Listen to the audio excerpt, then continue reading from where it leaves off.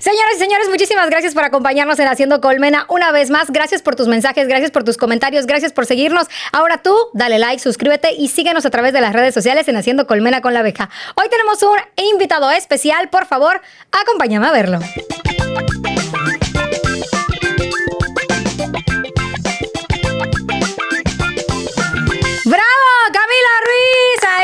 Licenciado en manejo de costas. Gracias. O manejo costero. En esto estás, ¿verdad? Es correcto. ¿Cómo se debe decir correctamente, amigo? Pues manejo sustentable zonas costeras, pero si quieren decir gestión costera, está bien. Ah, ¿verdad? Bueno, así que estrellita de mi frente, no me la quiten todavía. Déjela ahí. Oye, Camilo, de verdad estoy muy contenta de que nos vengas a acompañar en este podcast. Para mí es muy importante que la gente se inspire, sobre todo es lo que hacemos en este podcast, que nos escuchen y que luego digan, mira, qué padre. Y me he tocado con Cienciac, que está padrísimo. Y quiero que me cuentes tú de qué es Cienciac. Cienciac es un proyecto de divulgación de la ciencia en donde justamente lo que hacemos es hablar sobre temas socioambientales que pasan aquí en el estado de Yucatán y bueno, vamos a diferentes lugares a entrevistar a personas sobre pues estos temas, ¿no? Así, con científicos, con el público en general, por ejemplo. Entonces hacemos todo ese tipo de temas y bueno, Cienciac significa ciencia y ac significa tortuga en maya, porque uno de nuestros animales emblema dentro del proyecto pues es la tortuga marina. Entonces es una especie que queremos conservar y que pues pedimos también a la gente que nos apoye porque hacemos también divulgación sobre ese tema debido a que pertenecemos a una fundación que se llama Lara Corela que se dedica a la conservación de la biodiversidad en México. Está increíble. Oye, ¿y de dónde te nació el espíritu científico para pertenecer a este movimiento? Sí, fíjate que esta asociación, perdón. Era joven, más joven, hace muchos años, claro.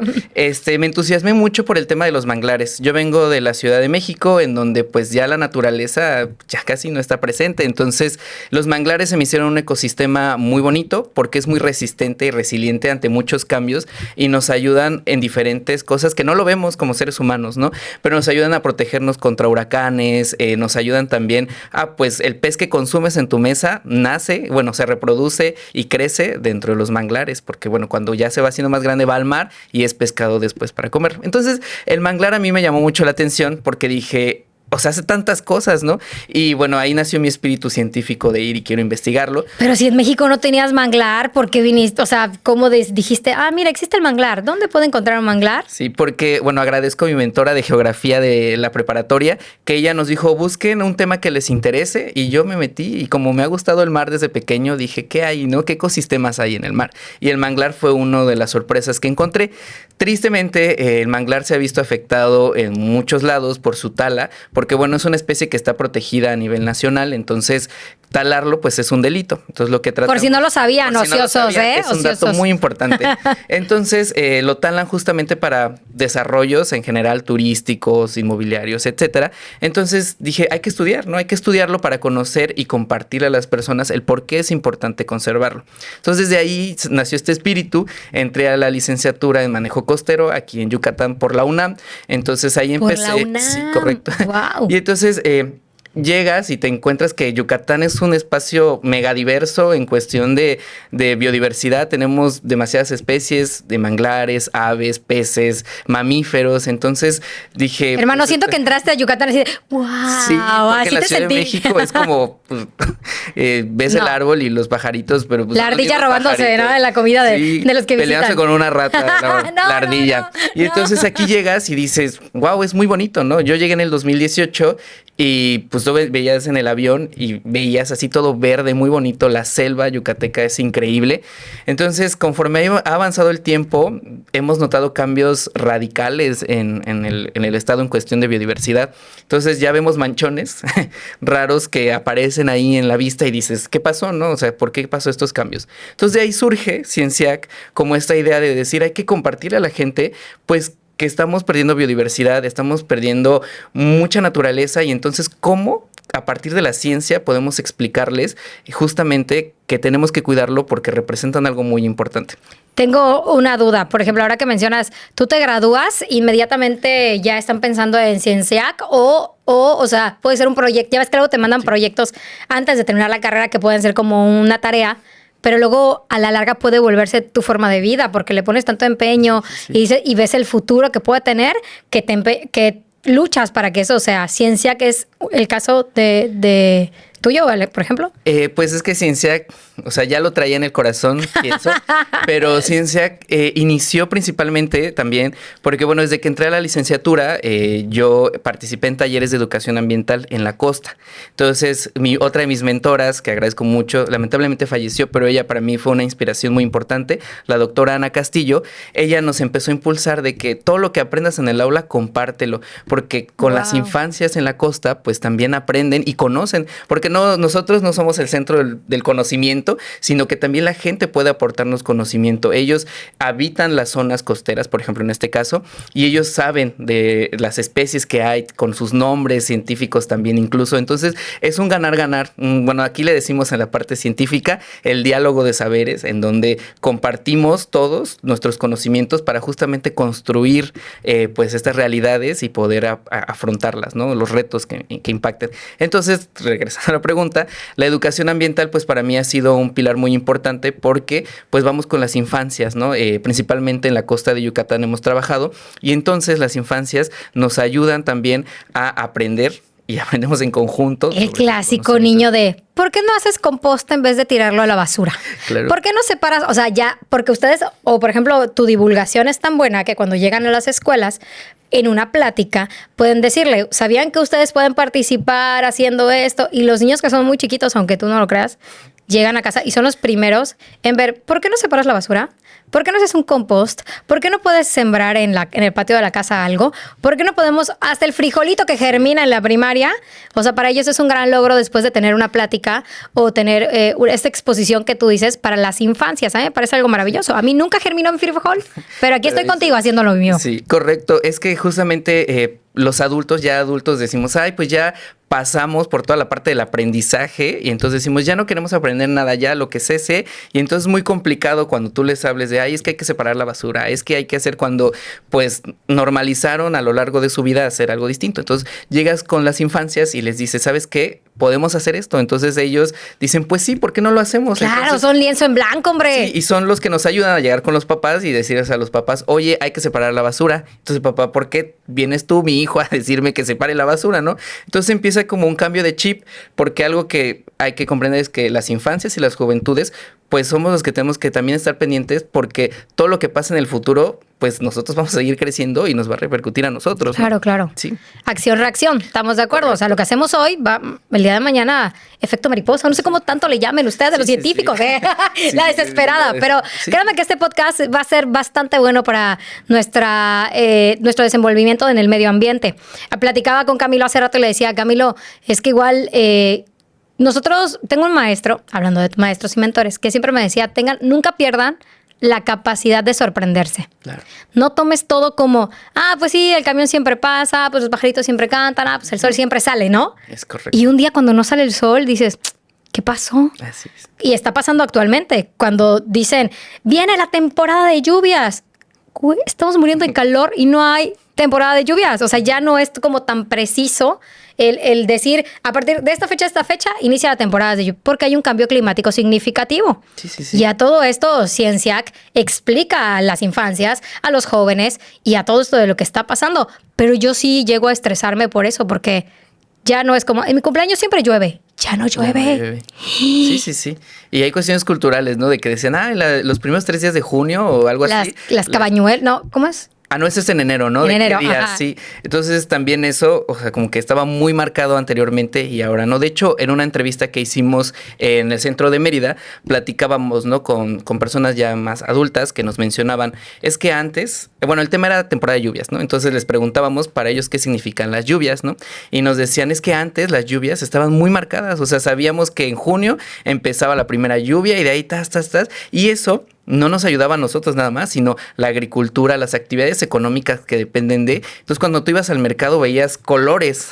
¿Por qué? Porque había muchas frutas de todo tipo. Y mi pitaya, voy a decir, oye, ¿dónde está mi pitaya? Ajá, exacto. Y entonces ahora ya no sucede así. Obviamente sí hay muchas frutas todavía, pero ya no es tan pues tan notable como antes, ¿no? Entonces sí vemos que eso nos perjudica, ¿no? Pero también vemos otro aspecto que justamente dentro de estas entrevistas, y es lo nutritivo, es que otras personas ven otra perspectiva en el que dicen, es que la lluvia es un problema, porque la lluvia inunda, porque la lluvia hace que mi coche se quede atascado. Pues aquí en la ciudad, hermano, aquí en la ciudad. Y entonces, pues claramente esto pasa por un desarrollo en donde justamente no se prevé estas cosas. Y toda la ciencia llega aquí para decir, hicimos un estudio de cómo está construida la ciudad y entonces con la física y con la ingeniería descubrimos que, pues, como no hay un sistema de drenaje o no hay un sistema como tapamos los pozos, etcétera, pues el ciclo del agua ya no corre. Y entonces ahí es donde justamente la idea es que la ciencia pueda incorporarse también con la sociedad y con, pues, el gobierno para juntos trabajar en soluciones que permitan, pues, atender estas problemáticas. Porque entonces la lluvia no es un problema. Porque algo sí muy importante aquí es que a veces decimos, ay, es que la lluvia, es que todo es un problema, ¿no? Para los se revienta mi chancla, me mojo, huele a humedad, tal, como lo que sea. Como que es muy molesto y dices, ¿por qué? Sí, igual apenas fui al centro y me mojé y dije, ay, ¿por qué me mojé? Pero después dije, bueno, la lluvia es un beneficio para no nada más nosotros, porque es muy importante recordar que en este planeta nosotros no somos dueños del planeta, sino que somos parte de, o sea, coexistimos. Habitamos. Con todos, o sea, los animales, con las plantas, con los insectos, con todo. Entonces, ahora cambiemos este paradigma de vernos como el círculo, aquí está la naturaleza y el humano está afuera. No, todos somos parte de este círculo, todos somos parte de este ciclo. Entonces ese ciclo pues funciona. Si nosotros no salimos, pues como que se desconfigura y dice, ¿cómo es así? Porque algo que ha pasado y hemos visto en muchas películas es que el mundo se acaba, pero el mundo sigue. O sea, el mundo, las plantas, todo sigue normal. No, déjate las películas. Acuérdate de la época de pandemia que dejaron de estar en el mar, que dejaron de estar en la calle, que dejaron de estar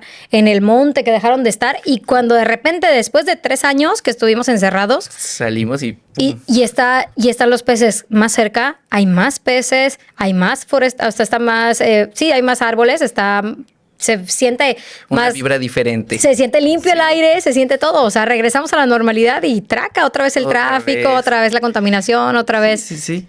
Es algo que pues sucede. ¿Cómo nos educamos? A ver, vamos a empezar por partes. Vamos. ¿Cómo nos educamos? Por ejemplo, tú me estás diciendo, hay edificios, hay casas, hay construcciones que no van de acuerdo a como para estar en comunión con el medio ambiente. Uh-huh. ¿Tú consideras que podemos nosotros en casa empezar? Por ejemplo, a lo mejor, como dices tú, acción-reacción, para que el día de mañana mi casa al menos, o mi lugar donde yo estoy, desde mi trinchera, pueda ser un lugar mejor, a lo mejor para pajaritos, o para gatitos que pasan, por ejemplo, o para perritos, porque, por ejemplo, nosotros dejamos el botecito de agua afuera, o el trastecito de comida, por si pasa un gato, por si pasa un perro, y hay como una jicarita que tengo con agua para los pajaritos. O sea... Sí. ¿Cómo adaptarnos a estos, ¿no? A esta naturaleza. Yo los estoy, ¿cómo se dice? Adiestrando para que limpien mi casa como Blancanieves. No es verdad.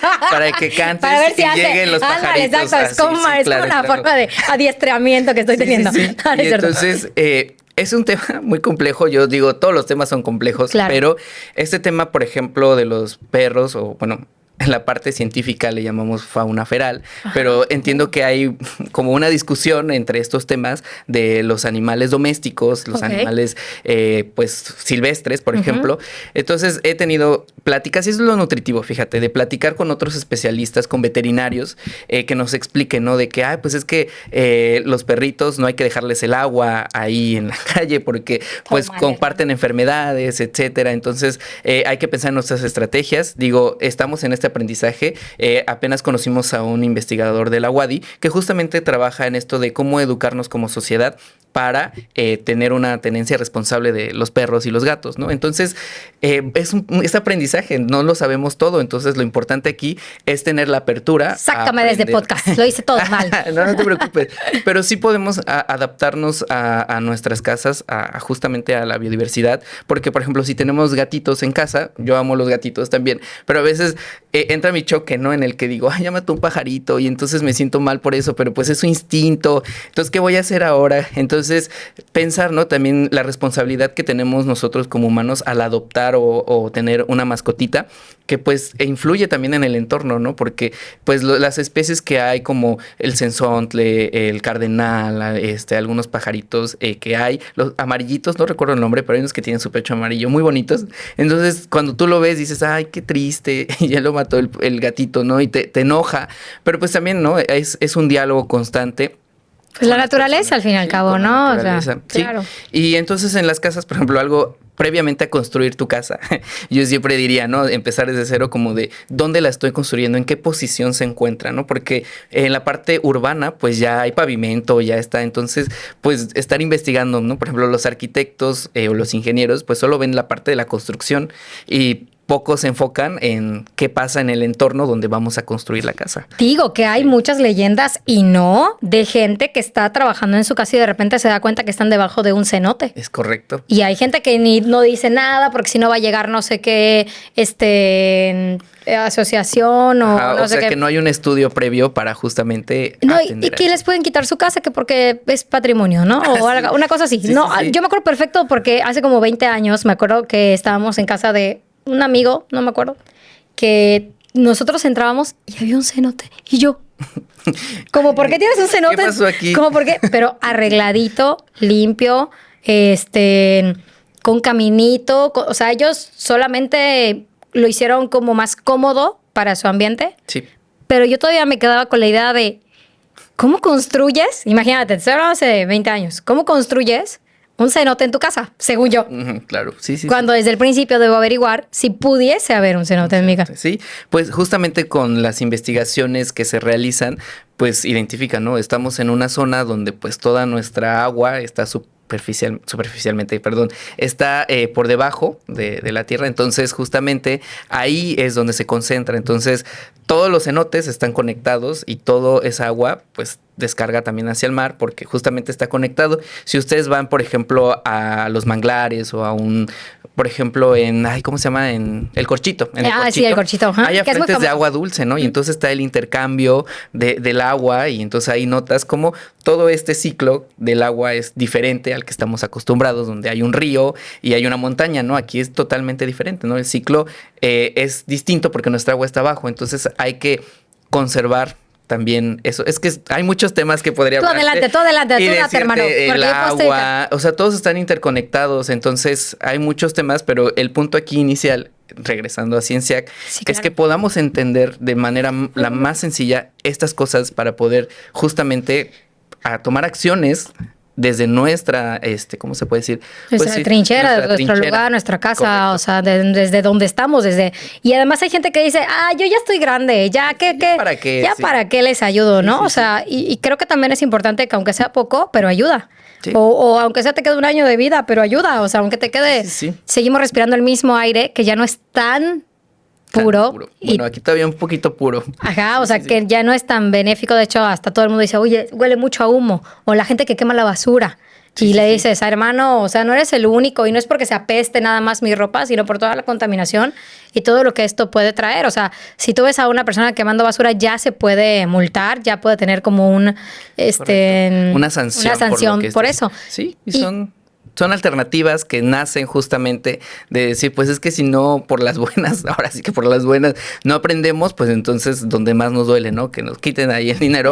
Justamente para aprender, ¿no? Digo, hay muchas estrategias, pero creo que es como la más rápida, ¿no? La que sacan así de, pues vamos a multarlos, ¿no? Exacto. O las personas que no pagan basura también, que se hizo muy viral, de una pareja que llevaba creo que bolsas de basura en su camioneta y las tiraban.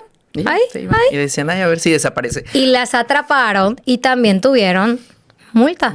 Y es que eso es algo muy importante también, que me siento como Paulita Suárez cuando tú dale, Paulita cuidar Suárez. El medio ambiente es muy importante. Exactamente. Entonces, justamente decíamos, ¿no? De la basura.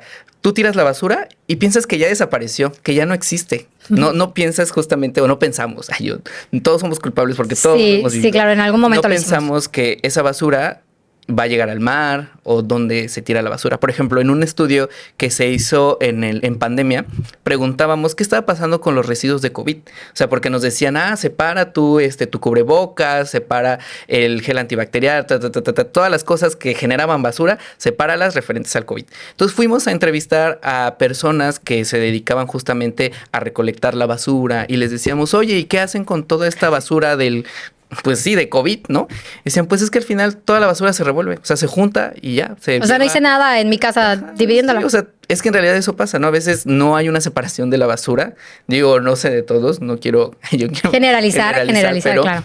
Hay algunos basureros pues donde juntan todo y lo llevan a diferentes lugares. O hay unos, por ejemplo, también otra noticia apenas salió que estaban limpiando cenotes y encontraron una taza de baño en el cenote, y también encontraron en otra ocasión todos estos de la luz que pegaban para que tú midieras la luz, los tiraron a un cenote, o sea, los medidores. Ay, no. Y entonces dices, pues la basura no desaparece, tarda mucho tiempo en desaparecer. Y hay unas que no se desaparecen. Se degradan, incluso relacionándolos. Hay estudios también. Mi animal favorito es el cocodrilo, por si tenían duda. No, ok, qué bueno que me dices, es reptiliano. Sí, me encanta. Reptiles. Sí, un caimancito. Y entonces, justamente, en ese estudio se trabajó en Tabasco y en Yucatán para analizar el contenido estomacal de los cocodrilos. ¿Por qué? Porque querían identificar si había plásticos dentro de su cuerpo. Digo, los humanos ya tenemos plástico, pero en los animales ver si había plásticos. Y en Tabasco, una ciudad urbana, donde ya habitan los cocodrilos, y hay una ciudad y hay un conflicto justamente entre los cocodrilos y las personas, pues se genera mucha basura. En Yucatán todavía, afortunadamente, todavía se conserva naturalmente su ecosistema, y entonces identificaron que en Tabasco pues sí hay presencia de microplásticos dentro del cuerpo de los cocodrilos, y en Yucatán todavía no. Entonces decimos, bueno, la urbanización, la basura que están generando ahí, pues está provocando también estas problemáticas. En cambio, aquí tenemos la fortuna de todavía poder pensar y conservar. De hecho, hay un proyecto muy interesante que es Limpiemos las Playas o Limpiemos Yucatán, que se dedican a limpiar las playas y entonces recolectar basura. A mí me parece una idea genial, pero es parte de la construcción. Creo que lo hacía no sé si el ayuntamiento hizo un movimiento, sí, creo que una cervecera también, y creo que, o sea, como ser empresas socialmente responsables.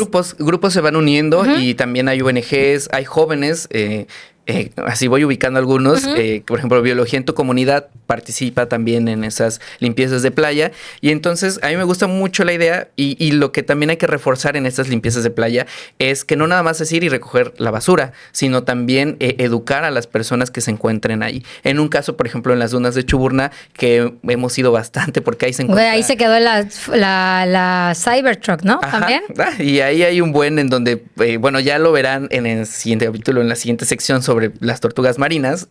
Justamente en esa zona hay mucha basura, y entonces cuando hicimos una recolecta encontramos jeringas, encontramos medicamento como el Viagra. Entonces decimos, esta basura es un riesgo no nada más para el ambiente, sino para la salud humana. Entonces lo que hicimos fue dar talleres de salud integral y de medio ambiente, porque uno dice, pues yo desde mi trinchera hablo del medio ambiente, pero incorporar otras disciplinas como la salud, pues también influye en que la gente diga, ay, es muy peligroso, vas descalzo en la playa y hay una jeringa, te puede picar, y tú no sabes justamente ¿para qué se usó? ¿Para rellenar un pavo? Para Navidad, sí, claro. Entonces, eso, ¿no? O sea, esas como actividades que se van construyendo también se van nutriendo para decir cómo vamos a llegar a la población, a la gente, porque entiendo que todas las personas tenemos 1000 cosas en la cabeza, y entonces nuestra prioridad no va a ser cuidar el ambiente, ¿no? Nuestra prioridad... Claro. Va a haber infinitas prioridades, pero el medio ambiente quedaría en lo último, ¿no? Por eso te digo que perdemos la capacidad de asombro. Nosotros no nos vemos bendecidos, no nos vemos afortunados de poder decir, ahorita voy a Progreso, que me queda 45 minutos de aquí, tranquilamente. Digo, yo sé que está muy bonita la carretera, pero váyanse con cuidado. Que me queda a 30 minutos, 45 minutos de poder bajar a la playa, de comer un pescadito fresco, de poder estar... Es más, hasta irte a pescar y que los mismos lancheros te preparen tu ceviche en alta mar, que tú dices, qué cosa tan deliciosa. Nosotros no nos asombramos, o sea, lo vemos como algo... es normal. Sí. Y hay mucha gente que ya no puede, o sea, que cada vez que cada vez que va a la playa ya no es habitable, ya no, creo que ya hay playas donde hay tus animalitos favoritos como el cocodrilo, que no se veían en playas, en aguas saladas, que ya hay tiburones cada vez más cerca de la costa, que también es su casa, o sea, tampoco me voy a poner a pelear esta parte de, ¿por qué hay tiburones cerca de la costa si siempre hemos nadado aquí? O sea, no por eso, sino que simplemente no nos asombramos de todo lo bueno que tenemos cuando en otros lugares ya están teniendo repercusiones del uso y manejo de su medio ambiente, o sea, de los plásticos, de la contaminación, de todo esto. Y nosotros en Yucatán estamos todavía siendo muy afortunados de poder hacer muchas cosas. Sí, o sea, eso que te tocas de asombrarnos, en la UMDI CISAL de la UNAM, que está justamente en CISAL, tienen un laboratorio justamente para estudiar a los pulpos y entonces tienen pulpitos bebés y entonces caben aquí en tu mano y ves o sea, un pulpo es grande y así bonito, pero pequeños son idénticos y entonces te asombra la maravilla que es justamente ver a estas especies en su estado pues juvenil, pequeñito. Y hay muchas cosas, por ejemplo, también algo que mencionas, ¿no? Valorar también a las personas que pues tienen actividades económicas en la costa, como la pesca, el ecoturismo, ¿no? Buscar estas alternativas también que ayudan a conservar y a valorar pues nuestros ambientes, ¿no? En el ecoturismo hacen mucho el avistamiento de aves. Entonces tú puedes ver infinidad de aves. Digo, los flamingos son los más atractivos porque son rositas, pero hay muchas aves playeras que también son muy interesantes y entonces todo lo hacen desde, obviamente es un trabajo, ¿no? De educación ambiental, en donde decir, hay que explicar, ¿no? Que a veces las aves se estresan si hay mucho ruido y si hay nidos todavía peor. Entonces, como que es un trabajo que se va haciendo y creo que aquí en Yucatán se ha trabajado muy bien. Porque siento que todas estas actividades o estas iniciativas salen desde la comunidad. ¿Por qué? Porque es su territorio, porque es su espacio donde nacieron y entonces dicen vamos a cuidarlo y vamos a utilizar estas estrategias pues para conservarlo. Sí. Y ojo para todos aquellos que vamos a visitarlos a su casa. Digo, cuando alguien te invita a tu casa, o sea, cuando alguien te invita a su casa, tu responsabilidad es ser educado y respetuoso. Educado porque si hay algo que dice no tirar basura, no tires la basura. Si hay algo que te dice no entres porque hay cocodrilos, no entres porque hay cocodrilos. Correcto. Porque luego pasa un incidente y el culpable siempre es el animal cuando el animal está en su casa. Es correcto. Entonces hay que tener muchísimo cuidado ahí para las infancias, que vamos a retomar esta parte interesantísima, me encantaría poder preguntarte porque esta plática, yo sé que la estamos teniendo en el podcast, porque Haciendo Colmena de eso se trata, de hacer colmena, de hacernos todos unidos y que podamos ser una gran fuente de información e inspiración para muchos. Si yo quisiera que fueran a la escuela de mi hija, si yo quisiera que fueran a mi empresa para que también sea consciente, o sea, yo sé que el cambio no es del día a la mañana, del día a la noche o de la noche a la mañana, pero sí entiendo que con que ya tengas el gusanito es que esto de la contaminación y etcétera, o sea, como que empieza, ¿cómo le hago? ¿Cómo me comunico con ustedes? ¿Dónde me comunico con ustedes? Sí, dentro de Cienciac tenemos un programa que se llama Olas en Acción, en donde invitamos a las escuelas, invitamos para que justamente nos busquen y podamos participar con ellos. Hemos trabajado con escuelas como Montessori, también con empresas como el Parque Eólico de Progreso, en donde pues nos solicitan nuestro apoyo para ir a darles talleres de educación ambiental. Aquí algo muy importante es que nosotros procuramos no llegar y decir yo te voy a enseñar a hacer esto, sino que ustedes nos digan qué tema de interés tú quieres que hablemos con las infancias. Cambio climático, el ciclo de vida de las tortugas marinas, ¿qué como escuela es tu prioridad para enseñarles, ¿no? Entonces, con base en eso, nosotros construimos un taller que se adecue a esas necesidades. Y entonces, algo que nos ha gustado y también es parte de un aprendizaje, es unir como esta parte colectiva de diferentes disciplinas, de que, por ejemplo, dicen, es que queremos que hables del ciclo del agua, del ciclo de las tortugas marinas, pero con arte. O sea, que les enseñes la parte artística, que pinten, que sepan hacer. Entonces, hemos hecho muy buena mancuerna con una compañera que se llama Blanca, que también es parte de la fundación, en donde trabajamos el ciclo de vida de las tortugas y les íbamos contando un cuento sobre el ciclo de vida de las tortugas y a la par, cada sesión íbamos haciendo una tortuga, ¿no? Y entonces los niños identificaron las especies de tortugas que hay y ellos hicieron su tortuga, ¿no? Así la pintaron del color que es, del tamaño que es. Y entonces, al final, me gustó porque los niños decían, es que ya sé diferenciar qué especies de tortugas hay, qué no hacer en la playa, ¿no? Cuando hay una tortuga. Exacto. Y así, y también, por ejemplo, hicimos otro de cambio climático, igual con arte, en donde hicieron un mural, las infancias de progreso, y nos compartían cómo ellos están viviendo el cambio climático a través del arte. Y entonces vemos y decimos, los niños tienen una creatividad increíble de pensar, y hay un dibujo, imaginemos el dibujo, porque el niño dibujó un árbol que ya estaba seco, así seco, ya no tenía hojas. Puso un pajarito en medio y al lado puso una fábrica con humo, con gas. Y el pajarito, o sea, eso es la interpretación que tenemos nosotros, pero el pajarito estaba viendo hacia la fábrica, no hacia el árbol. Entonces decíamos, es como decir, o sea, quitaron nuestro hogar. Y yo sigo. Y yo estoy aquí y está viendo hacia allá. Y entonces decimos, wow, o sea, es algo que nosotros no lo imaginamos. Digo, conforme vamos creciendo perdemos creatividad, pero las infancias lo tienen a flor de piel y entonces lo vemos plasmado ahí. Entonces, si ustedes están interesados en venir y pues que trabajemos en algún taller, nos pueden contactar en nuestro Instagram. Aquí van a aparecer las redes sociales. En nuestro Instagram, Facebook como Cienciac_ciencia AK-, y ahí nos pueden pues solicitar información y ya les enviamos las cotizaciones. Parte de lo que hacemos también es que con sus donativos... Eso te iba a decir, la banda luego se prende porque dice, ay, ¿cómo? Van a cobrar, sí. Pero explica para qué sirve eso. Sí. Lo que hacemos es que justamente hay comunidades vulnerables en otros sitios de Yucatán. Digo, Yucatán tiene muchos municipios. Entonces, con los donativos que ustedes nos hacen, nosotros, continuamos con nuestro proyecto, porque al final este proyecto es voluntario, o sea... Sí, aspiramos a que en algún punto se pueda vivir de la divulgación de la ciencia, pero por el momento es voluntario y recibimos apoyo. Igual si también están interesados en apoyarnos para continuar con la divulgación, pues estaríamos muy agradecidos. Y ese donativo, pues sí, justo nos ayuda a seguir creando este contenido, a seguir trabajando, pero también nos ayuda a que...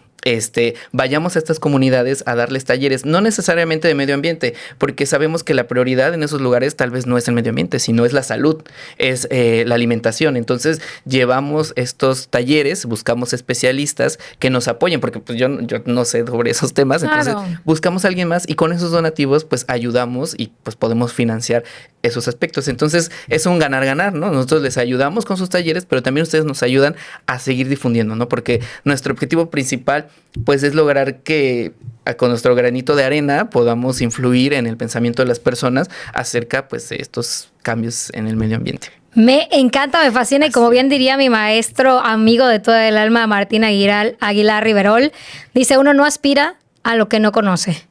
No podemos aspirar a tener un mejor medio ambiente si no conocemos cómo hacerlo, si no conocemos otros lugares, como tú en la CDMX que veías todo gris y dices, bueno, ¿y aquí dónde practico lo que estoy estudiando? Y vienes a Mérida y te maravillas, o bueno, vienes a Yucatán y te maravillas de todo lo que hay en Yucatán, o te tocó Campeche también y te ha tocado irte a otros lugares donde hay muchísima más flora y fauna y lo disfrutas tanto. Entonces vuelves a la parte esta, yo quiero conservar esto porque esto me nutre, me es maravilloso y aparte a la humanidad le hace mucho bien, pero uno no aspira a lo que no conoce, claro. haciendo alusión a que, pues como todo está fregado, pues que se quede fregado, ¿no?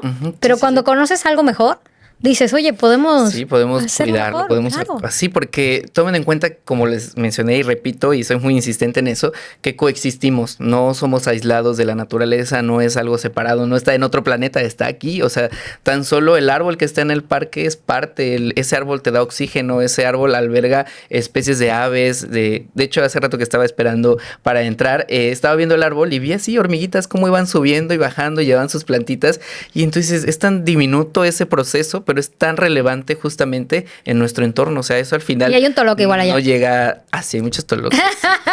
Toloques verdecitos. Y así, entonces, sí verlo como parte de esta unión. Por ejemplo, estaba viendo que las personas decían, es que los cocodrilos son una plaga, ¿no? Porque ya nos están... Ya hay más cocodrilos que perros. Y digo, sí, pero recuerda que antes de que estuviéramos nosotros, ellos ya estaban, ¿no? Entonces, porque son animales que son muy longevos y llevan mucho tiempo en el planeta. Entonces, en esas zonas donde empezamos a construir nuestras ciudades, pues ya habitaban, ¿no? Entonces... Sí, hablando de eso, de los cocodrilos, vi el otro día en un... Sáquenme de las redes, por favor, cuando puedan, sáquenme, porque de un cocodrilo que yo no sé cómo puede vivir, que no tenía la parte de arriba, o sea, la casa furtiva de los cocodrilos para hacer botas, bolsas y cuánta cantidad de cosas a partir de la piel del animal, que es muy resistente justamente por lo mismo, no tenía como del hocico, ya ves que está así, la parte de arriba estaba así. Sí. Y donde lo rescataron le estaban dando de comer, le estaban ayudando y yo dije, pero su calidad de vida merma muchísimo porque es un animal por naturaleza cazador, por naturaleza respira. ¿Cómo come? O sea, tiene horas de alimentación. ¿Qué onda con eso? Excelente pregunta, porque mi cocodrilo es el animal favorito. Entonces, en la UMA que yo trabajé, una UMA es una unidad de manejo. Entonces, es como la alternativa, en este caso, digo, habrá muchos pensamientos encontrados respecto a esto, pero bueno, es una alternativa. Las unidades de manejo pues se dedican justamente a conservar y en algunos casos aprovechar también a estos animales. Entonces, por ejemplo, son granjas, ¿no? En donde conservan al cocodrilo, tienen un estanque, bueno, en el que yo estuve, tienen un estanque muy grande, entonces ahí tienen a los reproductores, ¿no? Y entonces van reproduciendo los más pequeños y entonces después pues los venden justamente para atender al mercado global que existe sobre pues el uso de pieles, que tristemente es tan complejo erradicar, pero lo que se evita es justamente que se casen en vida silvestre. Entonces ya no va a ir el cazador a la vida silvestre porque justamente ya hay algo que está pues sustentando. E hicieron lo mismo con los venados. Para que dejen de salir a cazarlos y luego entonces, les puede dar la maldición del venado. ¿Sí sabes cuál es? La maldición del cocodrilo también. ¿Cuál es la maldición del cocodrilo? La maldición del cocodrilo. Pero te vas a ir escamas si sigues comprando. No, creo que no te la sabes porque no eres de aquí, pero en Yucatán, si no le pides permiso al monte para salir a pescar, para salir a cazar un venado, con quien haya sido, puedes pasar un accidente. O sea, puedes tú dispararle, puede ser como tomar la forma del venado y de esa manera pasan accidentes, ¿no? Como que el primo le disparó a su otro primo porque fueron a cazar venado cuando no es temporada, cuando no le pides permiso al monte. Digo que son creencias, ¿me explico? Sí. Por eso tengan muchísimo cuidado. Y bueno, regresando a la parte del venado, fui a un restaurante aquí en Mérida que decía tzic de venado. Y yo cuando lo leí en el menú dije, ¡oh! Esto es totalmente ilegal, ya sabes, así de, yo no voy a comer esto. Y el caballero que nos estaba prestando el servicio nos dijo, no, pero este venado es de esta, y tienen una placa pegada donde dice, los venados que manejamos en pertenecen a como una granja, un criadero de venados, que tenemos el permiso tal. Sí, correcto. O sea, básicamente... ya lo puedo comer con tranquilidad. ¡Claro que no! Sí, o sea, al final cada quien tiene su perspectiva y eso también es muy importante y es una lucha constante. El mercado de las pieles, que es un tema también muy, muy complejo, pues es tan poderoso a nivel, o sea, porque dijimos en México, pues casi global. No sé, pero a nivel mundial todavía se sigue llevando a cabo. Entonces, son como alternativas para, pues, dar, ¿cómo se llama? Espacio para que lo que detener, no acelerar este proceso en donde nos afecte directamente a los que están en vida silvestre y eso afecta al ecosistema. Entonces, bueno, ya me fui, perdónenme. Pero no, pero temas, yo también, somos dos. Hay muchos temas muy interesantes. Y en esa granja tenían un cocodrilo con esa complexión, entonces no tenía la parte de arriba de su hocico y estaba la parte así. Como así, así. Sí. Y entonces era muy chistoso porque era muy agresivo. Se enojaba, obviamente lo entiendo porque... Es su naturaleza. Es su naturaleza. Y entonces teníamos que justamente alimentarlo y tenía su propio estanque, no convivía con otros cocodrilos, pues para mejorar su calidad de vida y que al menos pueda pues seguir, ¿no? Porque pues también aquí hay mucha bioética, que es, ¿qué pasa? ¿Los dejamos vivir y que sufra? ¿O qué hacemos? Entonces, pues obviamente tu instinto humano te dice, es que hay que cuidarlo y tenerlo aquí, pobrecito. Entonces, que viva. Pues lo que tratábamos en la granja era pues darle la mejor calidad de vida posible y que estuviera ahí. Y entonces él le dije, ay, voy a alimentar al gruñón. Que llegábamos y luego se enojaba. Pero ya comía, ya se tranquilizaba. Pero yo me imagino que por lo mismo de la falta de, o sea, sentir más vulnerable que el resto de los cocodrilos. No está completo. Lo único que no recuerdo si fue de manera natural o así nació, porque también puede suceder que así nazcan. Que hay una malformación. Malformaciones, sí. Y entonces sí, es ver un cocodrilo para mí es impresionante. Yo los vi nacer desde el huevito. Entonces es como ver un dinosaurio, ¿no? Bueno, con esta Jurassic Park, ¿eres tú? El doctor. Yo decía así de, ¿cómo? Esto es un huevo de Velociraptor. Y entonces abría el ojo y decías, ¡wow! Y es algo que a mí me fascina y justamente volvemos al asombro. El asombrarte por la naturaleza, por la belleza que tiene. Entonces, yo soy la loca que se asombra cada mañana que va al trabajo. Yo trabajo a las 6 de la mañana y cuando empieza a salir el sol, yo, ¡ay, wow, el sol! Ya sabes, o sea, y cuando cae la noche o ese atardecer que aquí en Yucatán, justo en esta temporada, son entre naranjas y amarillos y rojitos y cosas así que tú dices, wow, qué bonito. Sí. Y las nubes y todo. No importa dónde esté, siempre vas a escuchar que diga, ay, wow, y va a decir que es que vi el cielo, ay, Brenda, bye. Ya está, o sea, sí. Hay gente como que me tira loca, pero de verdad yo lo valoro mucho, me gusta mucho y disfruto mucho de esta naturaleza que estoy casi segura que no cualquiera puede tener la oportunidad de ver en la comunidad, en el lugar donde vive, etcétera, etcétera. Y, por ejemplo, también metemos el aspecto cultural de que aquí en Yucatán, pues, las guayaberas y los vestidos y todo eso, dentro de sus bordados hay animales, hay especies. Entonces, ahora que fui a una vaquería en Selle, estaban bailando jarana. Entonces empecé a ver todos, pues, sus trajes típicos y entonces dije, pues hay mucha biodiversidad aquí. Totalmente. Hay cardenales, hay pájaros toc, hay venados. Entonces dije, este aspecto no nada más es la naturaleza, sino también en nuestro día a día, culturalmente, pues lo estamos viviendo. O sea, el emblema del venado, ¿no? En algunos lugares de que lo conservan y una vez al año cazan uno justamente como una manera de celebración y de agradecimiento. Tributo. Uh-huh. Entonces, digo, pues son cosas culturales. También pensar, ¿no? Que no se pierdan, ¿no? Con estos procesos de desarrollo que estamos viviendo en la península, pues recuperarlos. Digo, yo hablo más con las juventudes principalmente porque es nuestro futuro, ¿no? O sea, decimos, ¿quién va a bailar ahora jarana, no? Habrá un relevo generacional. Cállate, hermano, yo ni siquiera sé cocinar. O sea, ¿quién va a hacer los platillos típicos regionales que a mi mamá le salen deliciosos, que a mi abuelita le salen deliciosos? Porque justamente no hay, hasta estamos más preocupados por el día a día, por el estrés, por el trabajo godín, por así decirlo, correcto. Porque nos alcance y porque todo, que ya perdimos como el, ven acá, te voy a enseñar a tortear. Nen, yo me acerco al comal y... Ahí quedo, ya sabes. Me quedo en blanco. Exacto. Sí, o sea, hasta miedo de tocarlo te da. Correcto. Entonces, yo creo que esta parte también que tú mencionas es muy importante porque el día de mañana, como diría Maná, ¿dónde jugarán los niños? ¿Dónde jugarán los niños? Exacto. Sí, por ejemplo, hay una canción de Calle 13 que es Latinoamérica, que a mí me gusta mucho porque pues habla de eso también, ¿no? Sí. De cómo estamos perdiendo tantas cosas por estos desarrollos. La tiene con los Tigres del Norte si la quieren escuchar. Ay, sí. Sí, también. Entonces, pues sí, disfrutemos la naturaleza, asombrémonos de ella, cuidémoslos, pero también aprendamos del conocimiento científico. Hay muchos jóvenes que estamos haciendo divulgación de la ciencia en general en el país. Hay a nivel nacional, pregúntale al biólogo con Dulce, ella ha hecho divulgación sobre muchos temas. Hay uno en TikTok, sí, consumen TikTok, porque ahora todas las generaciones, o sea, ya TikTok es el nuevo Google, güey. Todo lo que quieres encontrar está en TikTok. Sí. ¿Cuál es tu fuente? TikTok. Entonces... Y me choca, bueno, al principio me chocaba. Sí. Ya ahorita, ya no tanto, ya estoy adoptando, ¿sabes? O sea, es como es, actualízate o quédate ahí. O te quedas atrás. Sí, entonces identifiquen el contenido y hay un chico que dice, vamos con la explicación biológica, ¿no? Entonces pone un video, ¿no? De que hay un tiburón naranja y él dice, vamos con la explicación biológica. Los tiburones son naranjas y entonces ahí es el hilo de justamente cómo te va explicando si es realidad o no, porque ahora con la inteligencia artificial claro. Hay muchas cosas, por ejemplo, del, ¿cómo se llama? El canguro de compañía que no lo dejaron subir a un avión. ¡Qué horrible! Entonces... nota, qué horrible, la nota más viral y hasta yo dije, es neta que se lo están tomando como si fuera real. Correcto. Pero bueno. Entonces, también ese es un reto para los divulgadores ahora de cómo decir como esto no es real, ¿no? Entonces, ¿cómo identificar estas falsas noticias si antes con los temas amarillistas como el fondo?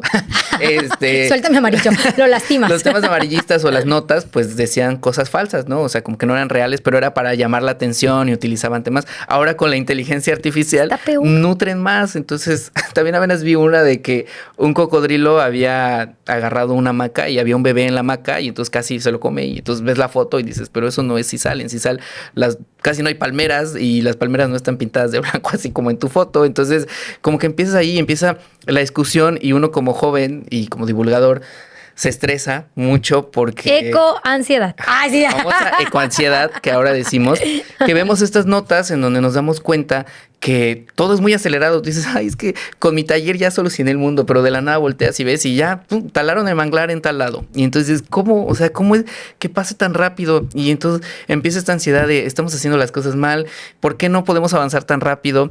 Y...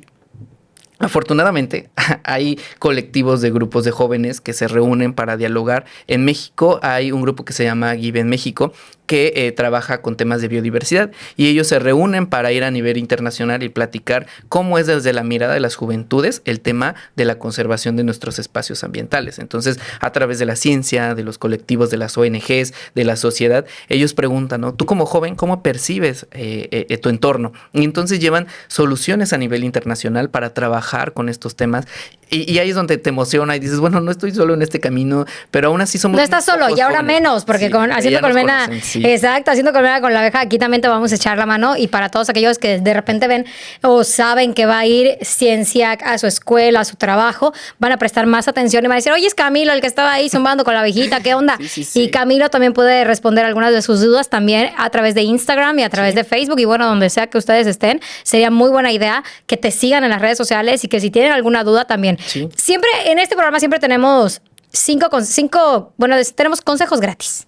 Y pedimos 5 consejos gratis a las personas que ven, ya sea que sea personal, de manera personal, de Camilo, cómo ha sido la larga este camino de la divulgación de la ciencia, o en tu caso, que está Cienciac, 5 consejos que quieras darle como la asociación que es a la gente que ahorita nos está viendo. Pues me agarraron en curva. No, hombre. Vamos a intentarlo.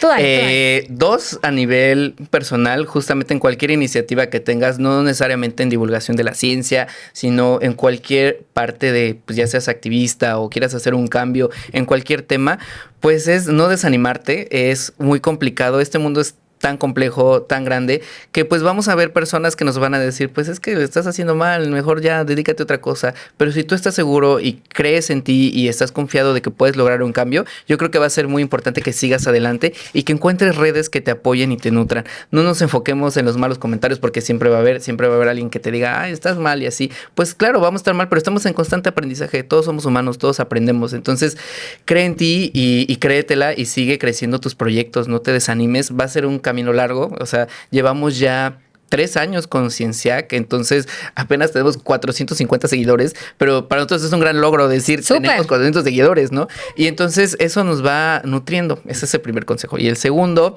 pues únete con relación con las redes. En nuestro equipo de Cienciac somos 5 chicas, digo, somos todas chicas porque pues hay más chicas, entonces somos chicas. Claro, porque mayoría gana. Ajá. Entonces, junto con las chicas hemos trabajado y hemos generado estas herramientas. A veces decimos, ay, si nos vamos por este camino o mejor por esto, y vamos, es prueba y error, pero vamos en conjunto. Eso es muy importante, trabajar en conjunto, porque es lo que queremos incorporar en la gente, en las infancias. A veces ya está muy plano de que hay individual, ya no confíes en nadie, y sí, puede pasar, no está ajeno, pero únete con gente o rodéate con personas que consideres que pueden nutrirse y puedan seguir avanzando.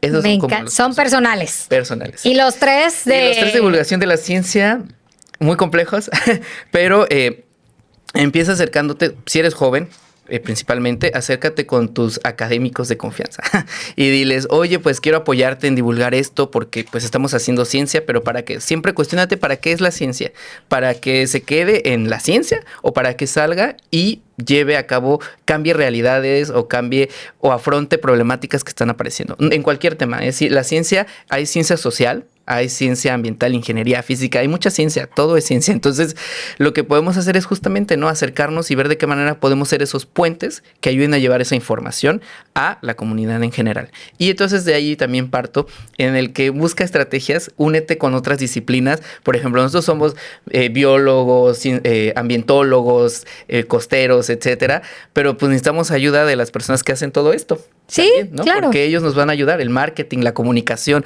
a cómo ellos también nos pueden ayudar a hacer ese puente. Entonces es como un caminito, ¿no? Academia, jóvenes que estudiaron cosas científicas, pero ahora lo quieren transicionar a un tema general. Entonces vamos con los de comunicación y nos apoyamos también para el diseño. Entonces es un trabajo en conjunto en el que también tenemos que tener la apertura a aprender. Y entonces surgen estos espacios justamente para compartir, divulgar y seguir en este camino, ¿no?, construyéndolo. Y en el último, pues es... que si bien queremos seguir haciendo ciencia, todos queremos seguir haciendo ciencia, pues sí, también pensemos desde nuestro privilegio cómo es que entendemos las cosas, porque a veces llegamos a comunidades y queremos imponer cosas, ¿no? Queremos imponer un tema de, ya no pesques, porque estás acabando con los peces. No es así, o sea. En una comunidad pesquera, ¿no? Comunidad pesquera. Y entonces es como de ellos se sustenta. Entonces piensa también desde tu privilegio. Yo que soy de la Ciudad de México, llego aquí y entonces es aprender a que es un contexto totalmente distinto. Y entonces justamente hay que estar abiertos a eso, ¿no? A no llegar a imponer, nunca impongas algo, sino empezar a trabajar, ¿no? En poco a poco ir cambiando y también vas aprendiendo, o sea, porque ellos también tienen algo que aportarnos, el diálogo de saberes, eso es muy importante, dialogar y construir, principalmente eso. Muchísimas gracias. Yo estoy fascinada.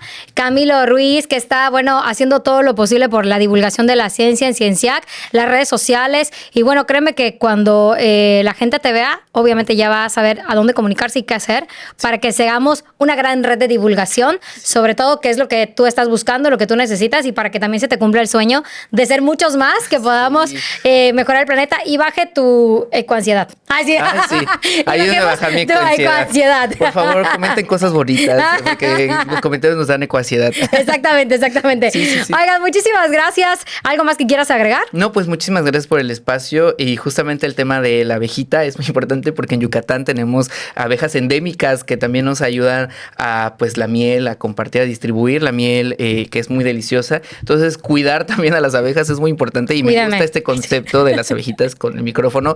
Entonces, creo que es una iniciativa muy bonita y agradezco mucho lo que haces y todo el trabajo que has hecho y pues que nos invites y que abras este tema. Obviamente, y mira, aquí tienes para que disfrutes la miel que tanto te gusta de nuestros patrocinadores de miel local, por exactamente, favor. De la Colmena del Sureste. Espero que te guste mucho y también nosotros amamos a las abejas y las queremos cuidar. Sí. Mucho. Muchas gracias, Camilo. Oigan, nos vemos. Hasta la próxima. Cuídense mucho, pórtense bien y gracias por hacer Colmena con la abeja. Bye.